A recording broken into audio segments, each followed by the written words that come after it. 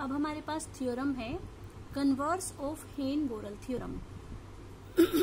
हेन-बोरल theorem क्या थी कि every compact set satisfy Heine Borel property. अब इसका कन्वर्स क्या हो गया कि हर वो सेट जो हेन-बोरल प्रॉपर्टी को सेटिस्फाई करता है वो क्या बन जाएगा, एक कॉम्पैक्ट सेट। ठीक है, कन्वर्स है हेन-बोरल थ्योरम का कि every set satisfying the Heine Borel property, हर वो सेट जो हेन-बोरल प्रॉपर्टी को सेटिस्फाई करता है इज ए कॉम्पैक्ट सेट। तो हम क्या लेके चलेंगे कि ए कोई सेट है जो हेन-बोरल प्रॉपर्टी को सेटिस्फाई करता है और हमें प्रूफ क्या करके दिखाना है कि A is a compact set. Compact का मतलब क्लोज और बाउंडेड हमें प्रूफ करके दिखाना है। ठीक है, और ए सेटिस्फाई हेन-बोरल प्रॉपर्टी का क्या मतलब है कि every open cover of A has a finite sub cover. ठीक है, सो हमें ए को बाउंडेड दिखाना है और हमें ए को क्लोज दिखाना है। ठीक अब सबसे पहले है कि R is a subset of union minus n n open interval. Simple सी बात है, देखो मान लो ये 0 है, ठीक है, ये हो गया -1, ये हो गया 1। पहला इंटरवल है -1 1, यूनियन -2 2, यूनियन -3 3, यूनियन -4 4। इस तरह से अगर हम सबकी यूनियन करते जाएंगे तो अंडरस्टूड है पूरी की पूरी रियल लाइन इनकी यूनियन में कंटेंट हो जाएगी। या ये कह दो कि ये सारे के सारे सेट्स मिलके पूरी की पूरी रियल लाइन को कवर कर लेंगे, क्योंकि पहला हिस्सा था इतना -1 1, फिर -2 2, फिर -3 3, -4 4, -5 5, -6 6, ऐसे ऐसे करते करते ये पूरी की पूरी लाइन को कवर कर लेंगे। ठीक है, सो हमने लिखा कि हमें ये पता है कि इन सब की यूनियन आर को कंटेन करती है। ठीक है, ए सबसेट था आर का, आर सबसेट है इसका, तो ए सबसेट हो गया इस यूनियन का। ठीक है, this implies the family -n open interval -n where n is a natural number. This is a family of open sets because इस फैमिली में सारे मेंबर्स ओपन इंटरवल हैं and every open interval is an open set. So the family this is a family of open sets and और ये family जो है इनकी union, इस फैमिली के मेंबर्स की यूनियन ए को कंटेन भी कर रही है। Therefore this family is an open cover of A, क्योंकि इसके सारे के सारे मेंबर्स ओपन सेट्स भी हैं और इन सारों की यूनियन ए को कंटेन भी करती है। So this family is an open cover of A. लेकिन हमें तो दे रखा था कि जो ए है वो हेन-बोरल प्रॉपर्टी को सेटिस्फाई करता है। Therefore this family has a finite sub cover because हेन-बोरल property के हिसाब से क्या होगा कि every open cover of A has a finite sub cover. अब ये भी ओपन कवर है ए का, तो इसका भी कोई ना कोई फाइनाइट सब कवर जरूर आएगा। इट मीन्स हमें इस तरह के फाइनाइटली मैनी इंटरवल्स मिलेंगे, इस तरह के हमें फाइनाइटली मैनी इंटरवल्स मिलेंगे जिनकी यूनियन ए को कंटेन कर लेगी।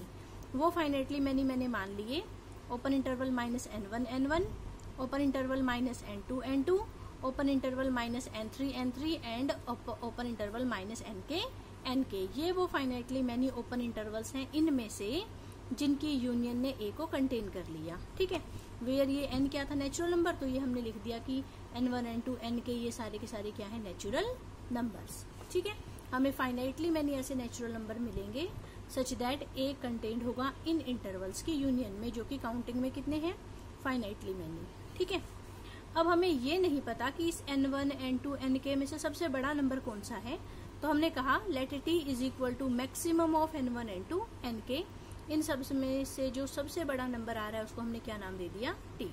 अंडरस्टूड है, ये सारे नेचुरल नंबर थे तो t भी एक नेचुरल नंबर ही आएगा। ठीक है, या लगा लो रियल नंबर तो है ही है, वैसे तो नेचुरल नंबर ही आएगा क्योंकि सारे नेचुरल नंबर है तो उनका मैक्सिमम भी नेचुरल नंबर होगा। ठीक है, and a is contained in -t और t की यूनियन।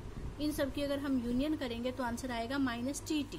ये कैसे आया देखो, मान लो एक इंटरवल है -1 1, ठीक है, और एक इंटरवल है -3 3, तो इनकी यूनियन करने पे आंसर क्या आएगा, एक इंटरवल है -1 1, एक इंटरवल है -3 3, इनकी यूनियन कर दोगे दोनों की तो क्या आएगा, -3 3 आएगा ना। इसका मतलब -1 1 यूनियन -3 3 इज इक्वल टू -3 3। इसका मतलब इस 1 और 3 में से जो बड़े वाला नंबर था उसके हिसाब से बड़े वाला नंबर कौन सा था, 3, उसके हिसाब से इंटरवल आया -3 3। इसलिए मैंने कहा कि n1 n2 nk में से जो मैक्सिमम सबसे बड़े वाला नंबर है इन सारों की यूनियन करेंगे तो आंसर उसके हिसाब से -tt इंटरवल आ जाएगा। ठीक है, और कोई भी इंटरवल अगर कोई भी सेट किसी इंटरवल में कंटेन्ड है, बाउंडेड इंटरवल में, तो वो सेट भी क्या हो जाता है, बाउंडेड। या ये कह दो ए का हर एलिमेंट इस इंटरवल में जाएगा और इस इंटरवल में जाने वाला हर एलिमेंट माइनस टी और टी के बीच में लाई करता है। इसका मतलब ए का हर एलिमेंट माइनस टी और टी के बीच में लाई करेगा, therefore A is a bounded set. Now it remains to prove that A is a closed set. Compact दिखाना था ना, उसके लिए हमें क्लोज और बाउंडेड दिखाना था। बाउंडेड तो हो गया, अब हम ए को क्लोज प्रूफ करेंगे और इसके लिए हम क्या प्रूफ करके दिखाएंगे कि ए का कॉम्प्लीमेंट एक ओपन सेट है। ठीक है, ओपन सेट के लिए हम क्या करते थे, इसका एक पॉइंट लेकर चलते थे और इसको उस पॉइंट की नेबरहुड दिखा देते थे और फिर वहां से ये हो जाता था कि ये सेट अपने हर पॉइंट की नेबरहुड है, therefore this is an open set. तो हम इसमें से एक पॉइंट लेके चलेंगे। ठीक है, सो हमने इसमें से एक पॉइंट ले लिया, मान लो y, let y belongs to A complement, कोई भी आर्बिट्ररी पॉइंट उठा लिया। ठीक है, फिर हमने क्या किया, x मान लो किसमें से ले लिया, a में से। अंडरस्टूड है x a में से है, y a में से नहीं है, इसका मतलब x और y इक्वल नहीं होंगे क्योंकि वो तो a में है और y a में नहीं है। ठीक है, so x is not equal to y। अब हमने x और y का डिस्टेंस निकाला और उसको 2 से डिवाइड कर दिया। जितना वो आंसर आया उसको हमने क्या नाम दे दिया, एप्सिलॉन x। इसके बेस में मैंने x क्यों लिखा, क्योंकि y तो देखो एक बार लेके हमने यहाँ पर फिक्स कर दिया, एक बार तो आर्बिट्ररी उठाया कोई भी, लेकिन उसके बाद फिक्स कर दिया। लेकिन जो a के एलिमेंट्स हैं वो बार बार वेरी करेंगे, चेंज होंगे। तो और एप्सिलॉन जो है अंडरस्टूड है किस पे डिपेंड करेगी, x के ऊपर। y तो फिक्स कर दिया एक बार लेके, एक बार तो कोई भी आर्बिट्ररी उठाया लेकिन उसके बाद y हमने फिक्स कर दिया। ठीक है, और चेंज क्या करेंगे हम, बार बार x चेंज करेंगे।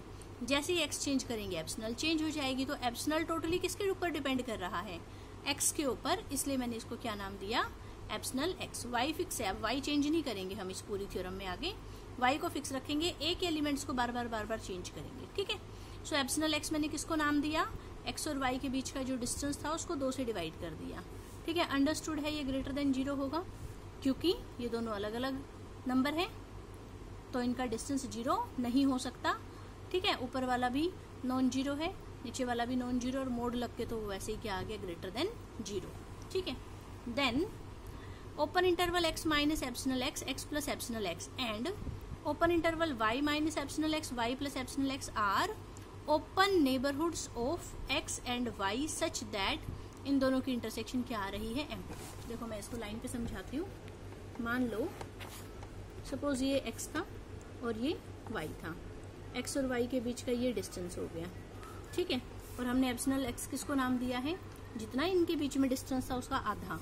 इसका मतलब सपोज यहाँ तक का इतना डिस्टेंस, ये डिस्टेंस मेरा क्या है, एप्सिलॉन x, और ये डिस्टेंस भी मेरा क्या है, एप्सिलॉन x। जितना x और y के बीच में डिस्टेंस था उसका आधा डिस्टेंस कर दिया, उसको मैंने क्या नाम दे दिया, एप्सिलॉन x। तो ये मेरा इतना डिस्टेंस भी एप्सिलॉन x और इतना डिस्टेंस भी एप्सिलॉन x है। ठीक है, तो ये वाला पॉइंट, दिस वन, ये क्या बनेगा, x प्लस एप्सिलॉन x, और इतना ही मैं इधर चली जाऊं तो ये क्या बनेगा, x माइनस एप्सिलॉन x। ऐसे ही यही वाला पॉइंट, ये वाला पॉइंट क्या बनेगा, यही वाला point y minus epsilon x, और इतना ही मैं एप्सिलॉन x इधर चली जाऊं तो ये पॉइंट क्या बनेगा, y प्लस एप्सिलॉन x। ठीक है, तो एक इंटरवल है ये वाला, यहाँ से यहाँ ओपन इंटरवल, एक है यहाँ से यहाँ। क्या इन दोनों इंटरवल्स में कोई सिंगल पॉइंट भी कॉमन है, नहीं है। इवन ये वाला पॉइंट भी कॉमन नहीं है क्योंकि ये ओपन इंटरवल्स हैं। ओपन इंटरवल्स में इनके ये बाउंड्री वाले पॉइंट इंक्लूड नहीं होते। तो ये वाला जो पॉइंट है हमारा, x प्लस एप्सिलॉन x कहो इसको या y माइनस एप्सिलॉन x कहो, ये पॉइंट ना तो इस इंटरवल में है ना ही ये पॉइंट इस ओपन इंटरवल में है। ठीक है, सो इसमें तो इसके सारे इधर के पॉइंट जा रहे थे और इस इंटरवल में इसके सारे राइट के पॉइंट जा रहे हैं। इसका मतलब इन दोनों इंटरवल्स में कुछ भी कॉमन नहीं है। और ये वाला इंटरवल नेबरहुड है x की। ठीक है, क्योंकि ये एक ओपन इंटरवल है, इस वजह से ओपन सेट है और एक्सेस में बिलोंग कर रहा है, तो ओपन सेट है तो वो अपने हर पॉइंट की नेबरहुड होगा। Therefore this interval is neighbourhood of x and this interval is neighbourhood of y। इसलिए हमने ये लाइन लिखी है कि this and this are open neighbourhoods of x and y such that इन दोनों की इंटरसेक्शन में कुछ भी कॉमन नहीं आएगा। ओपन नेबरहुड्स का मतलब जो ओपन सेट्स भी हो और इनकी नेबरहुड्स भी हो।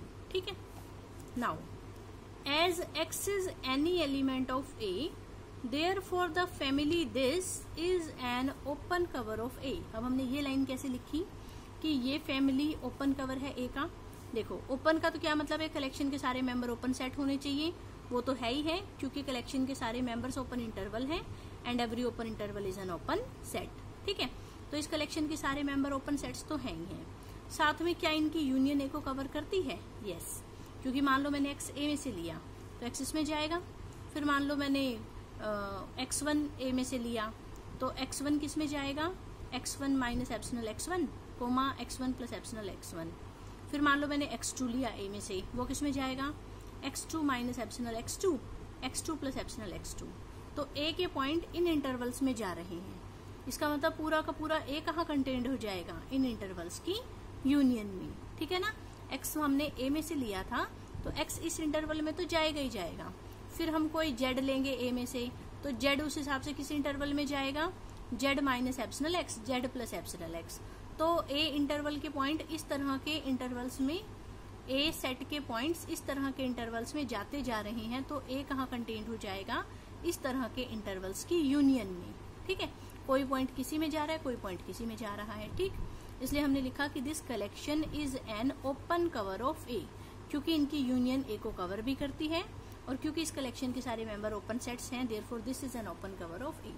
लेकिन हमें क्वेश्चन में दिया था कि ए तो हेन-बोरल प्रॉपर्टी को सेटिस्फाई करता था। It means every open cover of A has a finite sub cover. It means हमें इनमें से फाइनाइटली मेनी इंटरवल्स ऐसे मिलेंगे जिनकी यूनियन ए को कंटेन कर लेगी।